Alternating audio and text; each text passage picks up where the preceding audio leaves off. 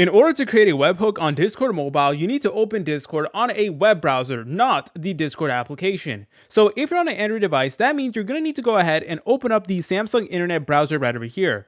Or if you're on an iOS device, you can go ahead and open up Safari. The point is, you need to open up a web browser on your mobile device instead of actually opening the Discord application. All right, once you're here, go to the search bar and just type in a Discord login. Then you want to go to the official discord.com website right over here, and then it is going to ask you to sign it into your Discord account if you haven't already. But the point is, you want to make sure to go ahead and do that. And anyways, you might get a screen that looks like this. So you would just want to press on the top left and select on these three bars right here.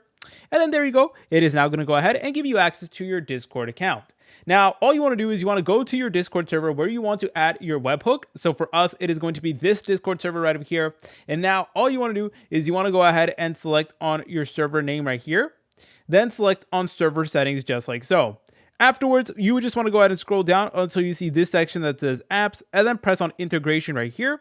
Then select on webhooks, and then from here, you're able to go ahead and create a new webhook right over here. So you can press on new webhook right here. Then you can go ahead and name it whatever you want, give it a name, and you can go ahead and assign what channel you want the webhook to be at. So that is 100% up to you. Then you can go ahead and copy the webhook URL and then use it to whatever you need it for. If you guys found this video helpful, make sure to leave a like and subscribe. I'll see you in the next tutorial.